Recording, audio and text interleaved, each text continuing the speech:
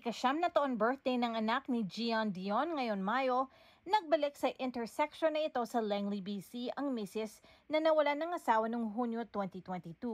Namatay sa isang motorcycle accident ang asawang si Joe Dion, pero inaalala pa rin siya ng mag-ina sa mga okasyon tulad ng anibersaryo at mga kaarawan.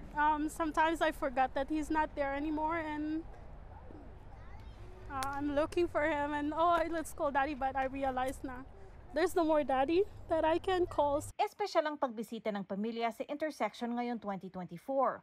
Bukod sa ika-10 taon wedding anniversary ni Gian at Joe Dion, nanalo kamakailan ang naiwang may bahay ng higit $400,000 sa kasong isinampa laban sa Insurance Corporation of British Columbia o ICBC sa BC Civil Resolution Tribunal. Ito matapos hindi binigay sa kanya nung una ang spousal death benefits nang pumanaw ang asawa. The first decision they made was putting me into a dependent, which is they will just give me $32,000 as a dependent.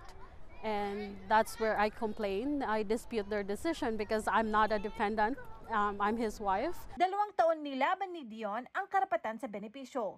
Ikinasal si Dion noong 2014 at may 2 batang anak. Nag-apply siya para sa Enhanced Accident Benefits sa ICBC nang namatay ang asawa sa aksidente noong 2022.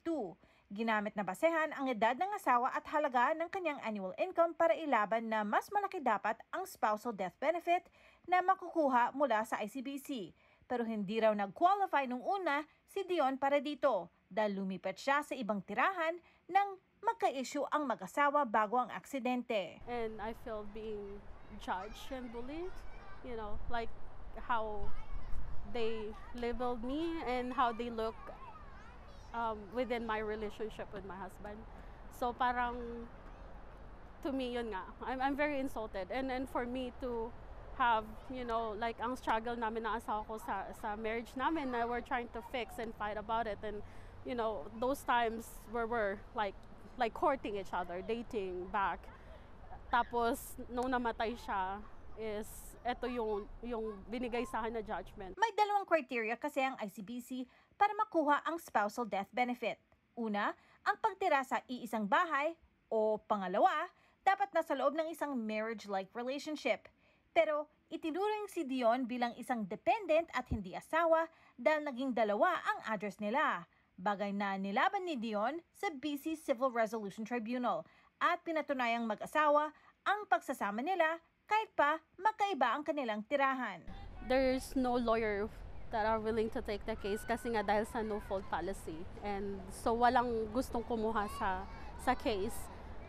So I did everything all by myself, from the disputing, dealing with ICBC since day 1, which is a very pressure. Sa loob ng Insurance Vehicle Act, kapag pumanaw ang isang insured sa aksidente at single parent siya, mapupunta ang buong spousal death benefit sa mga naiwang anak sa loob ng isang trust fund.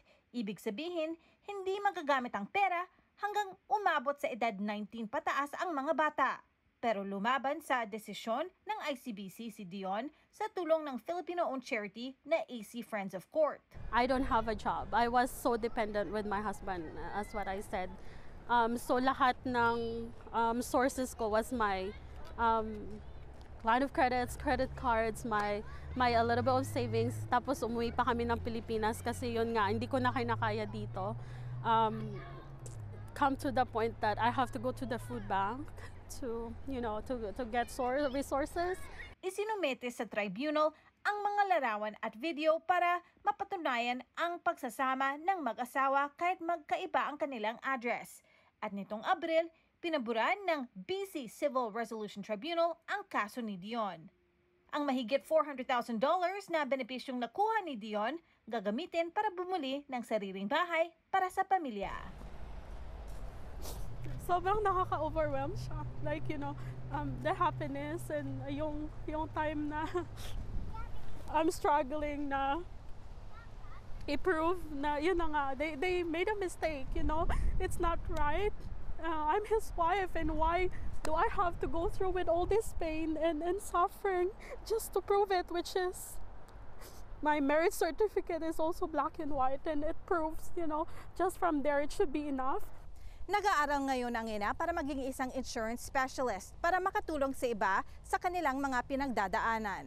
So this business is kind of so perfect fit for us. And yung unang-una talaga nakakatch sa akin is yung tagline nila na no family left behind, and which is a very personal to me because we were left behind without insurance.